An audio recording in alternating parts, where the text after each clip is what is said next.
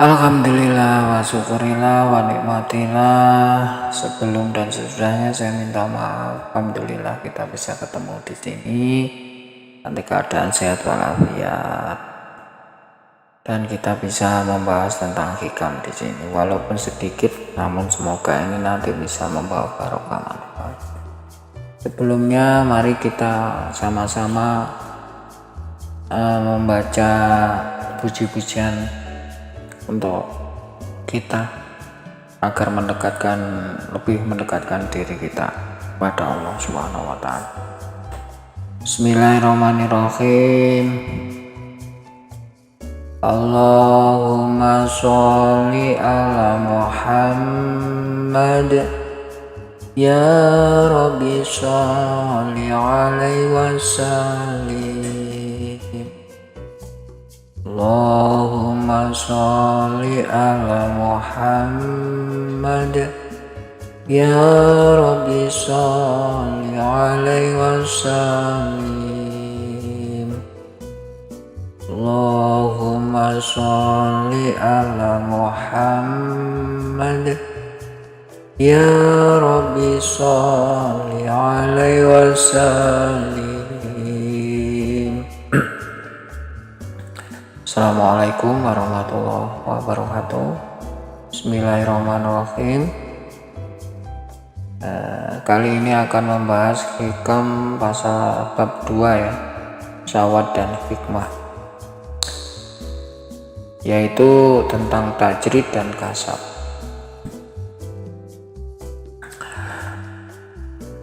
Salah satunya berbunyi, keinginanmu untuk tajrid sementara Allah masih menegakkan engkau di dalam asbab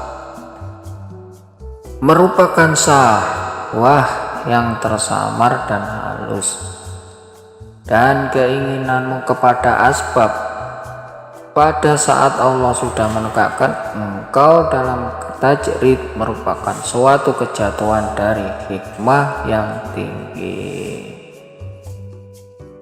Dan iku wau balik malih teng tajrid kali sebab asbab ini wau. Secara dalam pasal ini Ibnu Athaillah menggunakan beberapa istilah buah baku dalam bahasa nasufi.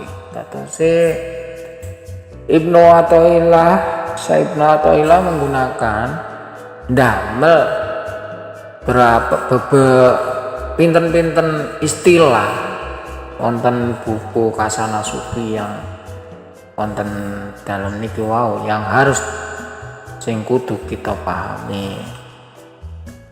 Terus kita harus memahami terlebih dahulu agar mendapatkan pemahaman yang utuh. Terus nek dereng paham tenan, dereng paham utuh tenan, kita angel. Terus awake kudu memahami betul-betul dulu. Sing dimaksud antara lain tajrid, asbab, syahwat dan hikmah.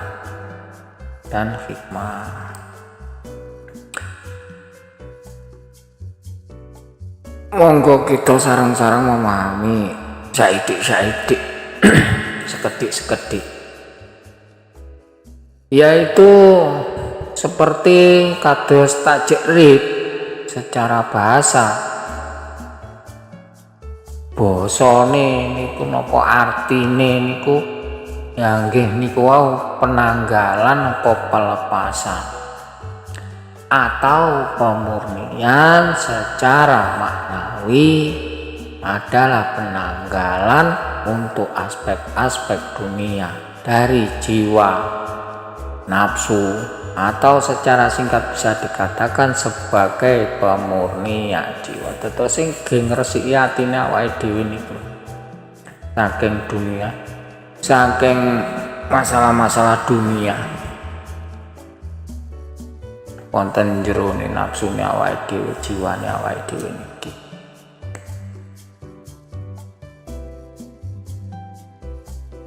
Kaping kaliye asbab secara bahasa memiliki arti sebab-sebab atau akibat.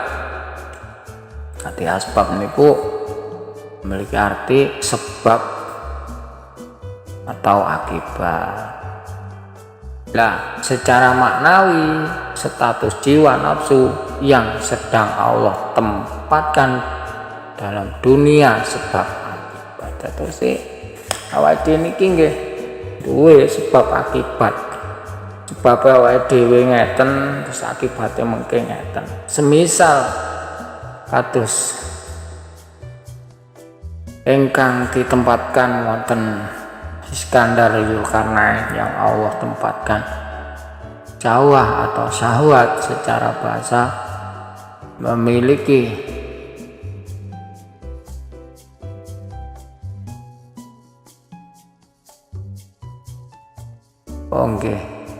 supaya kula wau semisal Iskandar Zulkarnain yang Allah tempatkan sebagai raja di dunia, mengurus dunia ini oleh sebab akibat. Syahwat atau syahwat secara bahasa memiliki arti syahwat tatapan yang kuat. Di syahwat awake dhewe niku diarteni ngoten seperti tatapan napa pandangane awake dhewe sing kuat, nafsu sing kuat atau keinginan. Nggih niku wau secara maknawi merupakan keinginan kepada bentuk-bentuk material, nggih bentuk-bentuke sing ketok niki lho.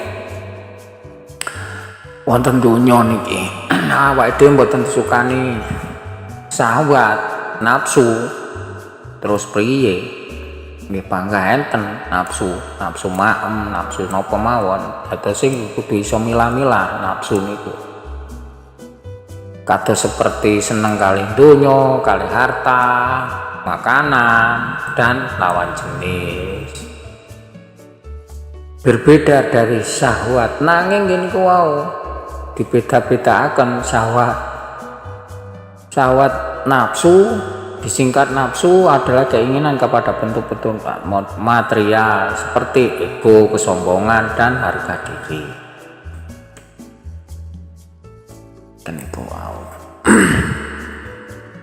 hikmah merupakan lawan kata dari syahwat yang juga memiliki arti keinginan. Namun bila syahwat merupakan keinginan yang rendah, maka hikmah adalah keinginan yang tinggi, keinginan untuk menuju datang Allah Ta'ala. Ada kalanya Allah menempatkan seseorang dalam dunia asbab dalam kurun tertentu, misalnya untuk mencari nafkah. Dados kadang awake dhewe di tempat ini teng asbabe golek nafkah kangge ngurusi keluarga atau memimpin negara. Bila seseorang sedang Allah tempatkan dalam kondisi asbab itu, namun dia berkeinginan untuk tajrid, misalkan dengan beruzlah dan ngalih, terus sebabnya awake dhewe niki pengen ngalih tajrid, misalkan dengan ngalih beruzlah niku wau lho, ngalih keinginane dhewe, maka itu dikatakan sebagai syahwat yang samar. Sebaliknya, saat Allah menempatkan seseorang dalam tajrid namun dia justru menginginkan asbab, maka itu merupakan sebuah kejatuhan dari keinginan yang tinggi. Jadi awake dhewe menuju Allah terus kok duwe sebab malih ke nganu napa keinginan teng donya nggih, mangkane ini wau berarti suatu kejatuhan yang tinggi. Inilah pentingnya untuk berserah diri dalam bentuk bersuluk agar mengetahui kapan seseorang harus tajrid dan kapan seseorang harus terjun dalam dunia asbab. Semua kehendak seorang salik haruslah berkesesuaian dengan kehendak Allah. Jadi kudu sesuai dengan kodrat iradati Gusti Allah. Nah awake dhewe pengen ngalih saking kodrate Allah Ta'ala, yo piye terusan? Sebagai seorang yang beriman harusnya berusaha menyempurnakan imannya dengan berpikir tentang ayat-ayat Allah. Ayat-ayat Allah itu kata Ayat-ayat Allah niku kathah. Ayat-ayat Allah niku kathah, sing boten tertulis maupun yang tertulis. Yang tidak tertulis yang kelihatan mata dengan mata telanjang kita ini juga ayat-ayat Allah kalau kita mau memahaminya. Yang tertulis seperti di hadis maupun di Al-Qur'an Karim. Itu. Nah, dados awake dhewe kudu berpikir-pikir tentang ayat-ayat Allah niku wau. Tentang kebesaran Allah Ta'ala niku wau. Dan awake dhewe niki kudu beribadah dan harus tahu bahwa tujuan hidup itu hanya untuk beribadah. Mergo napa awake dhewe niki menghamba. Dados awake dhewe niki memangnya hambane Allah kepada Allah dengan nggih nanging nggih kudu sesuai kalih tuntunan Al-Qur'an niku wau. Tetapi setelah ada semangat dalam ibadah, kadang ada yang berpendapat bahwa salah satu yang merepoti atau mengganggu dalam ibadah yaitu bekerja atau kasab. Lalu berkeinginan lepas dari kasab atau usaha dan hanya ingin melulu beribadah. Keinginan seperti ini termasuk keinginan nafsu yang tersembunyi atau samar, sebab kewajiban seorang hamba menyerah kepada apa yang dipilihkan oleh majikannya, niku oleh Allah. Apalagi kalau majikan itu adalah Allah yang maha mengetahui tentang apa yang terbaik bagi hambanya. Dan tanda-tanda Allah yang menempatkan dirimu dalam golongan yang harus berusaha atau kasab tadi. Apabila terasa ringan bagimu sehingga tidak menyebabkan lalai untuk menjalankan suatu kewajiban agamamu, juga menyebabkan kau tidak tamak atau rakus terhadap milik orang lain. Dan tanda bahwa Allah menundukkan dirimu dalam golongan hamba yang tidak berusaha tajrid apabila Tuhan memudahkan bagimu kebutuhan hidup dari jalan yang tidak disangka-sangka. Awake dhewe niki mboten ngerti. Kadang niku angsal rezeki, angsal napa mawon sing mboten disangka-sangka awake dhewe, nek awake dhewe purun nyiduk tengene pangeran. Ngoten. Nanging kudu tetep usaha. Usaha dalam yang sesuai dengan kodrat iradati Gusti Allah Ta'ala. Kemudian jiwamu tetap tenang ketika terjadi kekurangan, boten pareng awake dhewe gersah kemerungsung maidu dateng Allah niku boten pareng, karena tetap ingat dan bersandar kepada Tuhan dan tidak berubah dalam menunaikan kewajiban-kewajiban. Dados awake kudu ridho ikhlas napa kemawon ingkang diparingi datang awake dhewe sing maringne nggih Allah Ta'ala tentunya. Dan awake dhewe kudu gelem, kudu purun menunaikan kewajiban-kewajibane awake dhewe, sebab awake dhewe niki hamba. Syekh Ibnu Athaillah berkata, aku datang kepada guruku Syekh Abu Abbas Al-Mursi. Aku merasa bahwa untuk sampai kepada Allah dan masuk dalam barisan para wali dengan sibuk pada ilmu lahiriah dan bergaul dengan sesama manusia kasab agar jauh dan tidak mungkin tiba-tiba sebelum aku sempat bertanya, guruku bercerita, ada seorang ahli di bidang ilmu lahiriah. Ketika ia dapat merasakan sedikit dalam perjalanan ini, ia datang kepadaku sambil berkata, aku akan meninggalkan kebiasaanku untuk mengikuti perjalananmu. Aku menjawab, bukan itu yang kamu harus lakukan, tetapi tetaplah dalam kedudukanmu, sedang apa yang akan diberikan Allah kepadamu pasti sampai kepadamu.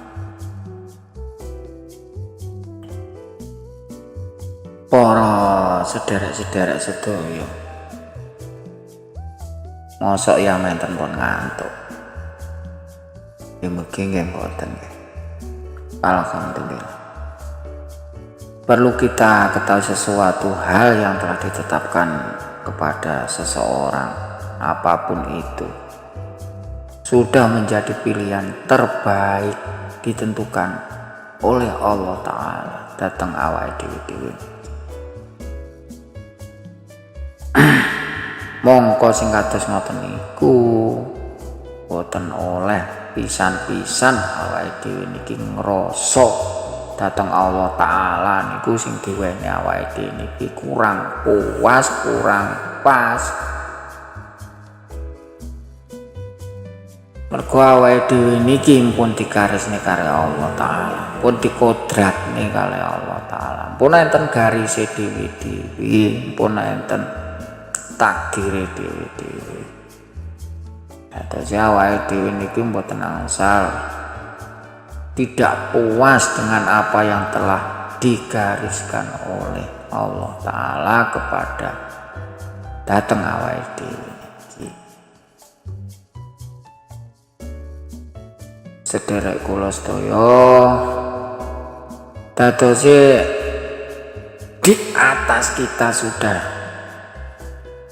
di atas tadi sudah dibaca hikmah yang kedua itu. Sebelum lebih jelasnya lagi, kita harus pahami dulu mutiara atau saya awake kudu memahami itu.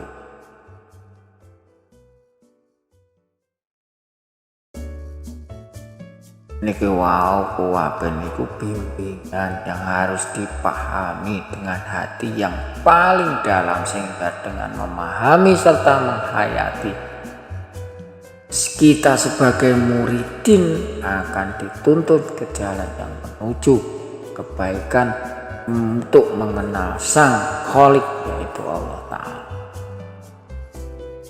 Ahli tajrid yang bagaimana?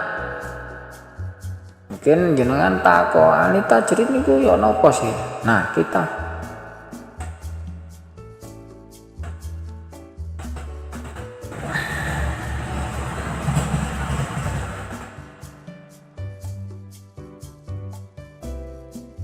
tajrid nggih niku tiyang ingkang sampun saged nyawang kekuasaane Allah Ta'ala,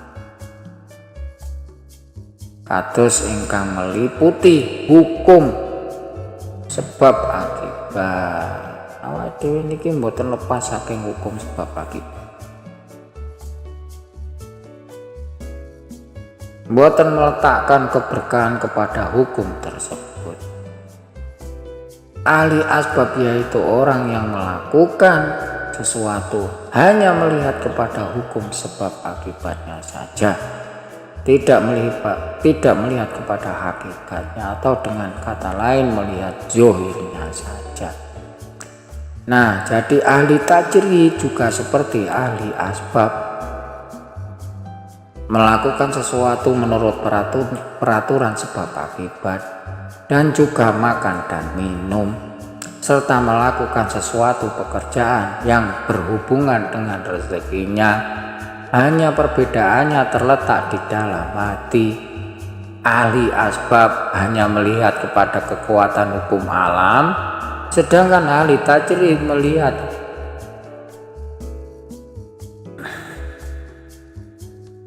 kepada kekuasaan Allah Subhanahu wa Ta'ala pada hukum alam ini. Kepada hukum alam itu baru kita pahami dalam hayati. Jadi ketika seorang muridin yang dirinya sedang berada dalam suasana makom asbab, jangan sekali-kali pindah dalam hati mempunyai maksud untuk merubah apa yang sudah diberikan Allah pada dirinya. Kata saya mboten saged, mboten angsal ke sesuatu hal yang menurut hawa nafsunya itu lebih baik. Kata saya ngrasa pengen pindah saking nopo mawon sing diwehni dateng awake dhewe niki nuruti hawa nafsune. Contohnya orang yang tiang ingkang sampun mempunyai pekerjaan tetap dan sampun mempunyai penghasilan sing pun ageng, terus pengen pindah sing menurut awake niku lebih naik, padahal yang harus muridin lakukan ketika Allah menentukan seseorang ahli asbab bersyukur. Tak jane nak muridin niku murid niku nggih kudu nurut. Wonten.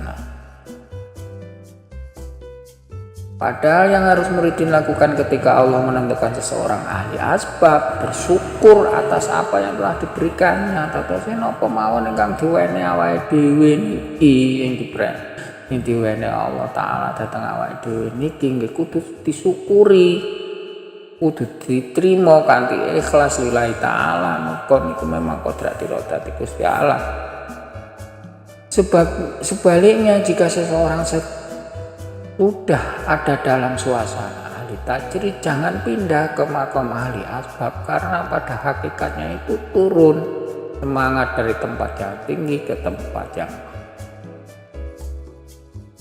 rendah. Ada sebuah ayat yang menjelaskan apabila suatu sebab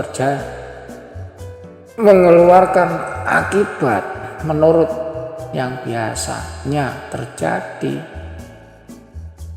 kita semua jangan melihat hanya di situ saja, tapi harusnya tembus masuk ke hakikatnya perkara, yaitu dalam surah Al-Hadid ayat 1 dan 2.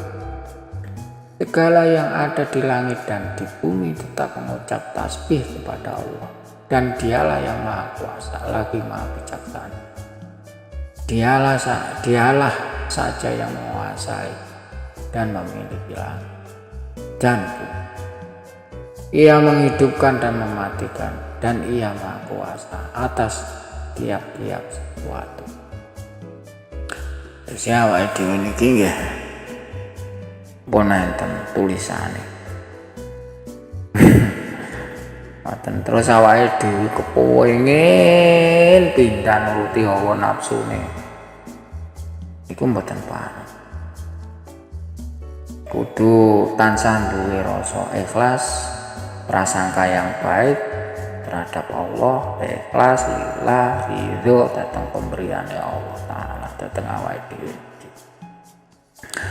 Belajar ngidek datang pangeran. Yes, mugi-mugi awake didadosaken tiang-tiang ingkang soleh solihah. Kita selalu mendapatkan hidayah datang Allah. Mugi-mugi kita selalu digolongkan dados tiang-tiang ingkang tansah taat datang Allah taala. Selalu tambah imannya awake dhewe. Amin amin amin ya rabbal alamin. Dadose sekedhik sakelumit ucapan menika yang mugi saged beto manfaat. Amin ya rabbal alamin. Kula cukupi sekian mawon, mbok pilih wonten tutur kata kula ingkang boten nyocoki nyecaki, napa wonten ingkang salah tuk kula njabaraken, mugi jenengan purun ngapura dhateng kula.